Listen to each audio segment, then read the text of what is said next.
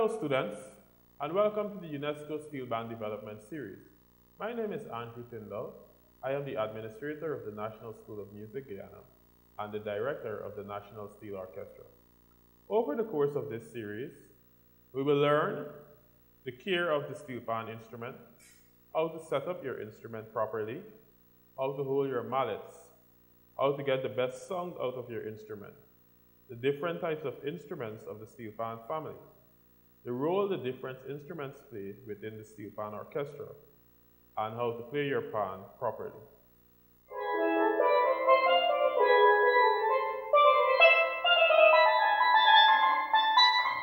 The steel pan instrument, as you see here, is made from a refurbished 45-gallon oil drum, and it goes through a process called tuning, where we take the normal oil drum, we will sink the center into a concave shape like you see here, and then there's a process of grooving and marking, and we get our notes which produce the sound.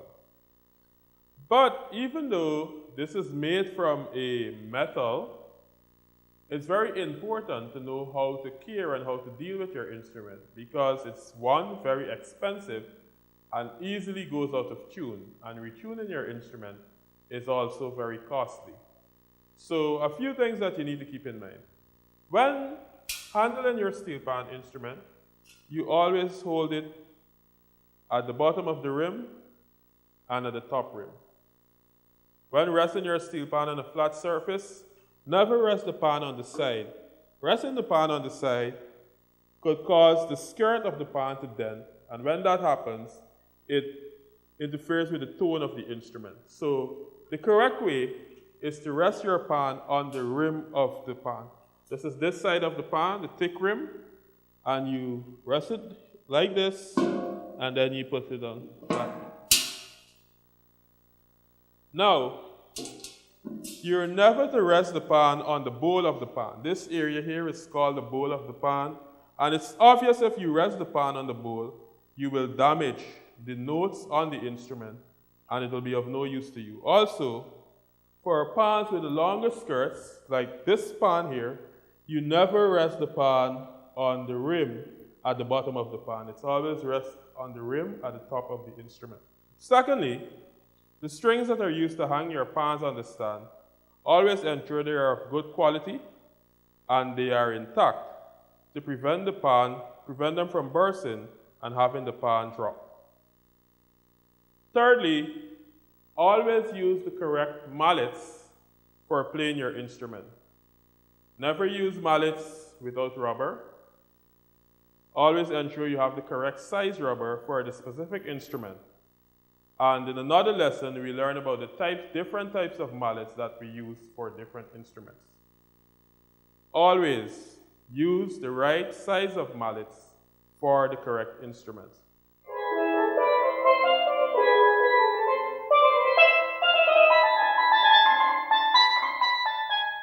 Normally, the ideal thing is to have your band set up in a stationary position where you won't have to be moving your instruments too often, as moving your instruments often also helps with putting the instruments out of tune.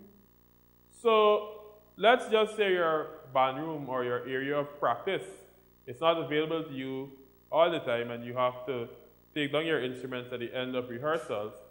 When you're setting up, your instrument will be in this position, as we spoke about, in the care of your instruments.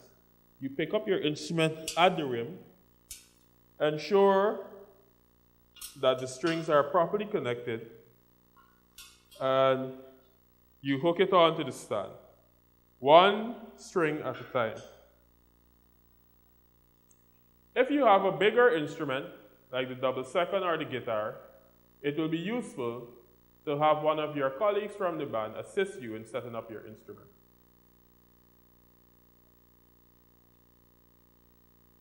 Holding your mallets. The steel band is a percussive instrument, which means that sound is produced on the instrument by striking it. And the instrument that we use for striking is called a mallet, or a steel pan stick. And we use it, and we strike the steel pan, and we get a sound. You strike the steel pan, it's a percussive instrument, and it produces sound by striking. How do you hold your mallets? Could you hold your mallets anyway? No, there's a correct way and an incorrect way of holding your mallets. So these are your mallets, and what I do, I tell my students to put their thumb and index finger in an L shape, and then you grip about 2 inches from the bottom of the stick, and you wrap your other 3 fingers around so that you have a firm grip on the stick. Likewise, we do the same here, and you have a firm grip on the stick. Now, we notice a lot with students who are beginning to play the instrument, the tendency to rest their index fingers along the stick. Now, this is incorrect, and it will not give you a good tone on the instrument. Holding your sticks the correct way gives you a good tone on the instrument. Good, and since we are speaking about what's a good tone and what's not a good tone on your instrument, let's get into how to get the best sound out of your instrument.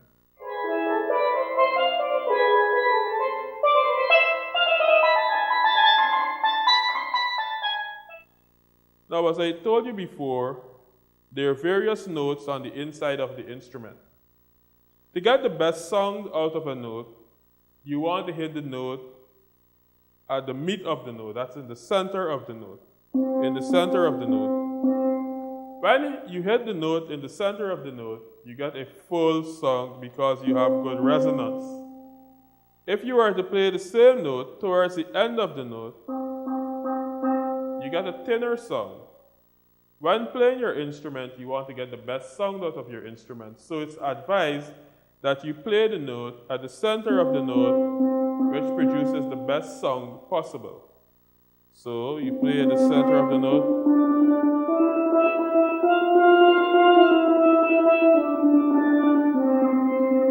And you get a proper sound.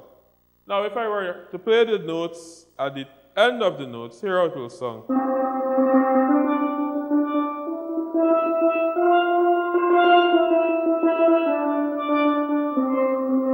So then you recognize you have a thinner sound with more overtones when I do that. So, once again, hold your mallets correctly and you play in the middle of your notes.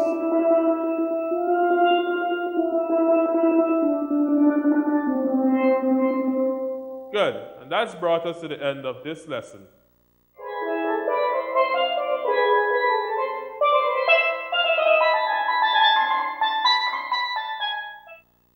So today, firstly, we'll look at the soprano pan, commonly called the single tenor or the lead pan. And it's one single drum. It has 30 notes, a range of 3 octaves, and it's normally used for playing the melody or the lead parts of a song. And it has a high pitch range. So I'm just going to play the notes on the single tenor for you to hear them.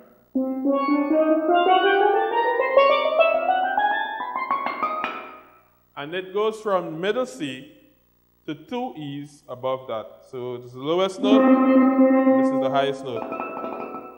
And as I said, the single tenor or the soprano pan is used to play the melody of a song or the lead. So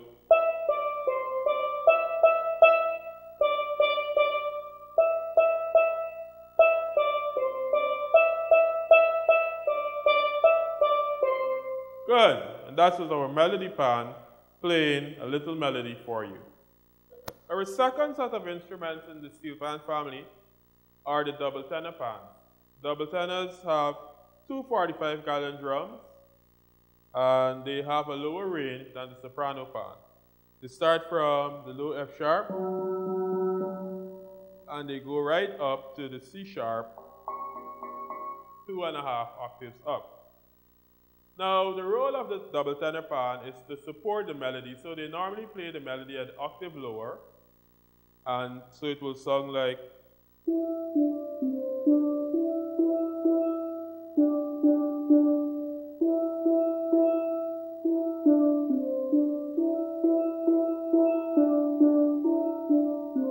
good. And you remembered when we played the melody on the soprano pan, it sounded like this.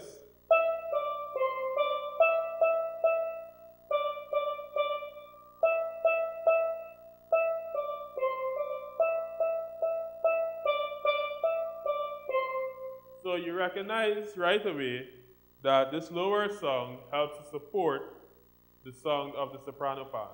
Also, another use for the double tenor pan is to play harmony. And so we could harmonize the same piece of music, and harmony will be playing 2 notes at a time. So let's harmonize it and hear a full song.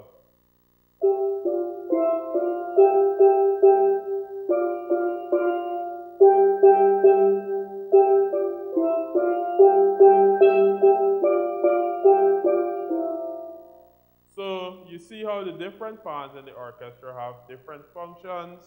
There are different sizes.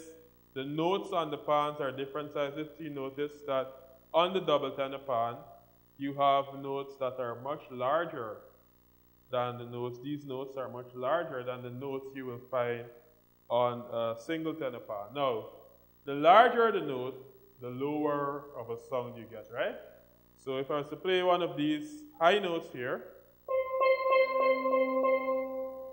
which is a smaller sound, you get a higher pitch, and I play one of the lower notes, which is a wider space, you get the lower sound. Good. So we will now move to the double second pan and the guitar pan, which are used for playing chords within the steel orchestra. Today we have with us the guitar pan. This pan is actually made of 2 drums, 2 45-gallon drums. It has a longer skirt than the other drums, than the tenor pan and the double seconds, to create a heavier sound for the band. Now this pan would range from note C to the highest note would be F. Now the guitar pan is played with 2 mallets also. We hold the mallets the same way that you were taught. And this pan mainly is used for strumming in the band.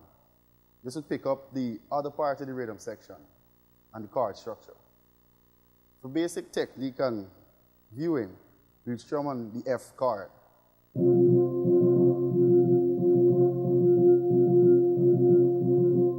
Hitting the note in the middle of the note to get the proper sound and best quality in these notes.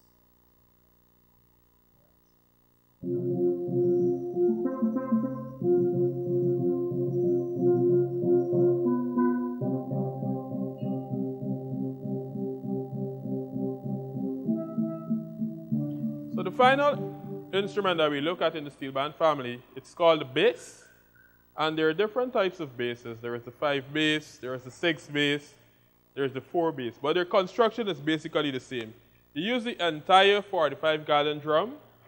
And if you will notice that the notes on the surface of the bass drum, unlike the other pans where you would see like about 8 to 10 notes in a pan, and the soprano pan that has 30 notes, and the double second pan that has about 26 notes, each drum in the bass pan just has about 3 notes. And what do we notice about these notes? They are very large. And we said that the large notes produce a lower sound. So you get a lower or low bass sound out of the bass drum. Now, the length, we use the full length of the drum to give a lower, that hollow, the resonance is held in there so that you could have that low bass sound. So the bass pan, as it suggests, plays the bass line of the music. So you'll normally play the bass like,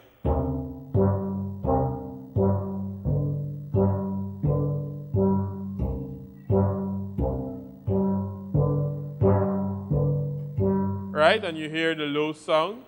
And so now what I'll do is that I'll play the bass along with the guitar. So the bass will be playing the bass line, and the guitar will do some strumming. So you get an idea of how the instruments work together to produce sound.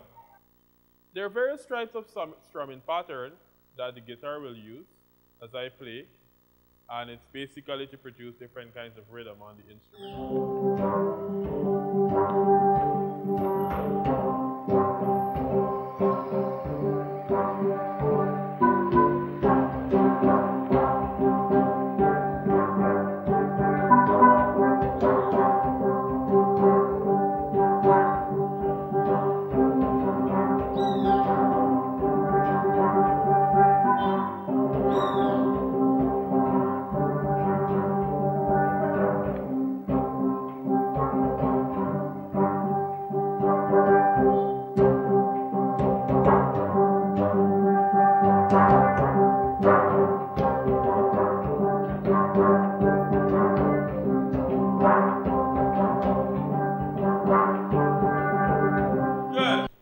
basically, you have an idea of how the notes or the different instruments come together to perform and give you music.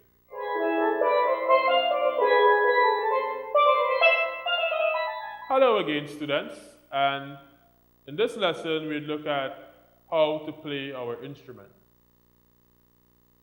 Firstly, we'll speak about rolling. Rolling is a very important aspect of playing the steel pan instrument. As we said, it's a percussive instrument, and it's played by striking. And one of the very important aspects is being able to roll properly. Rolling is done by using your two mallets and playing on one surface simultaneously.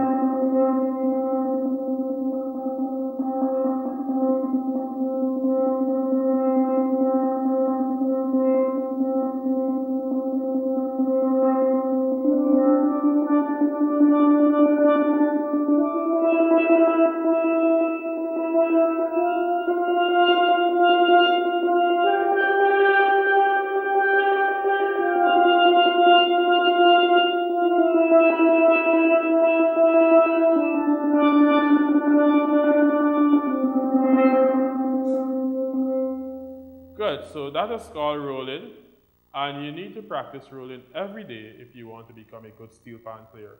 Rolling helps to relax the wrist and so on, so that when you have faster passages to play, you'll be able to do them smoothly. So you need to roll every day. The other aspect of play, it's called like striking and playing staccato notes. So you do that.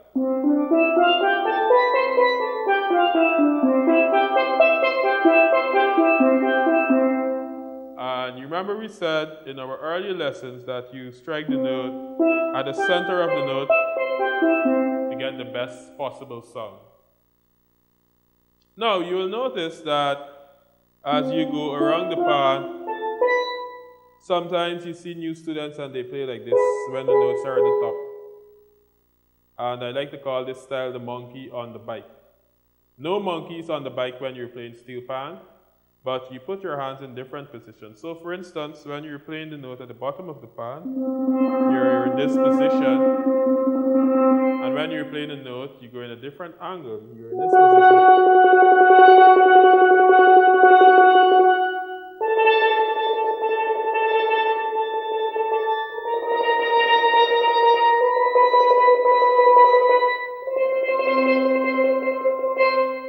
So you see, no awkward positions when you're playing, and no moving around the instrument to play.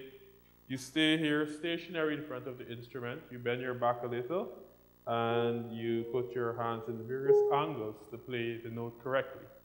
We'll now move over to the double second pan, which involves a different technique for playing the instrument. As we said, the double second and the guitar are primarily used for playing chords. And chords are played by strumming. So you hold your sticks, and there are various rhythm patterns. So the first one that you're likely to learn when playing the steel pan is this one.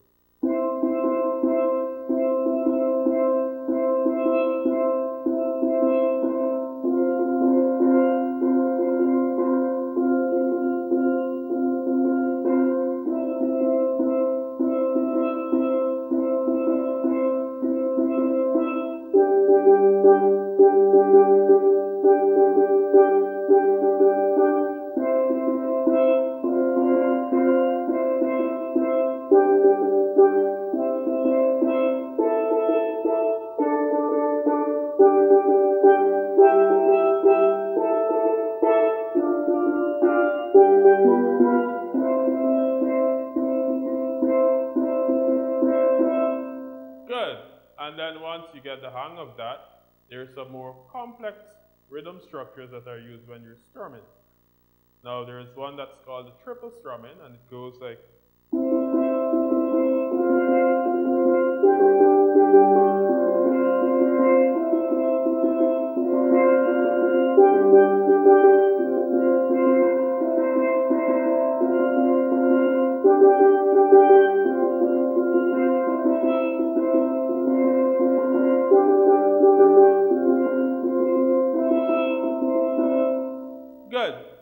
Now, as you would have noticed, when I am playing the double pan, I don't move to this side when I have notes on this side, or move to this side when I have notes on this side.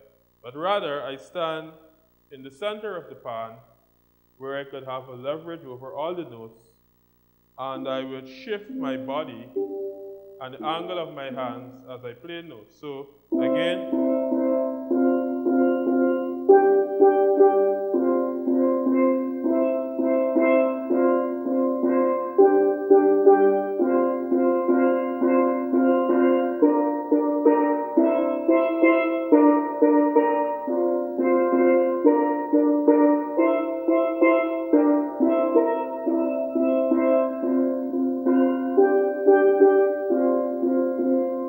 good. So remember, you don't move around the pan as the notes change. You stand right here in the middle once you're playing a pan that has two drums on it.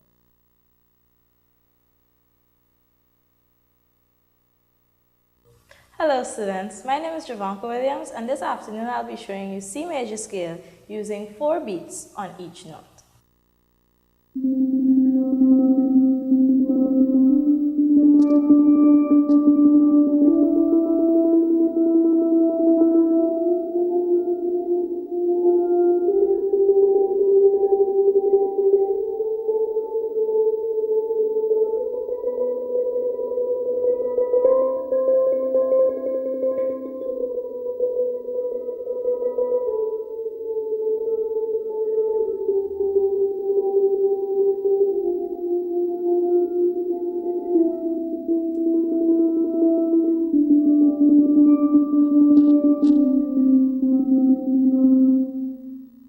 As you would have learned, the steel pan is a percussion instrument. Percussive instruments are rhythmic. Let's play the scale using a rhythm pattern.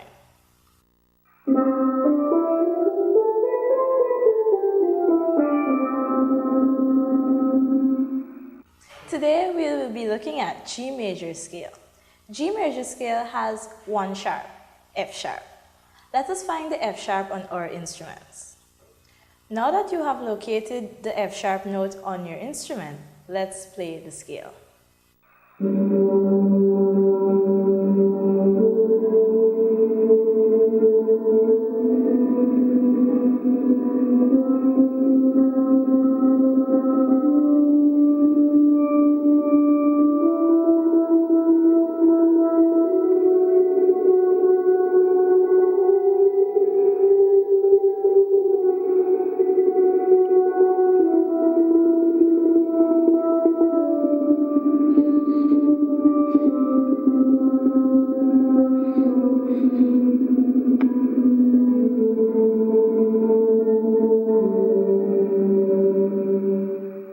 Let's play the scale using a rhythm pattern.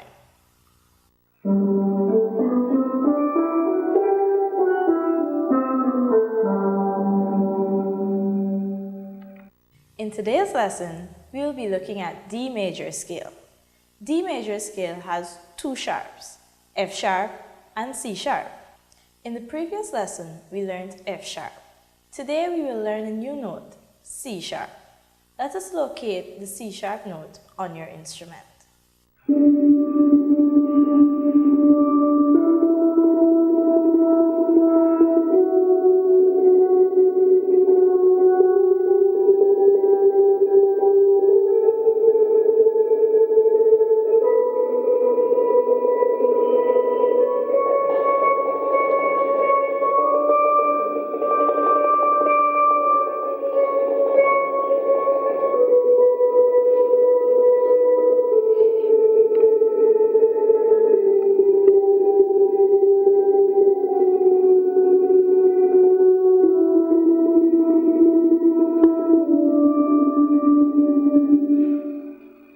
Let's play the scale using a rhythm pattern.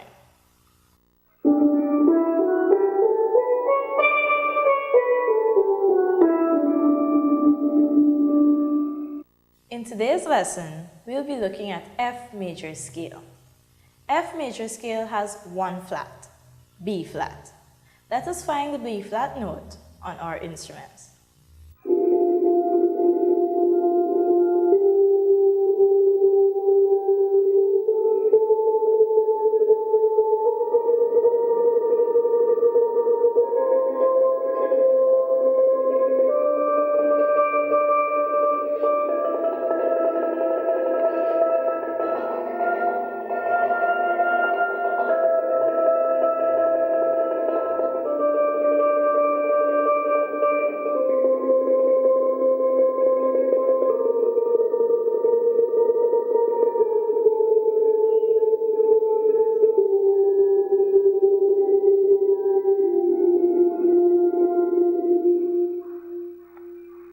let's play the scale using a rhythm pattern.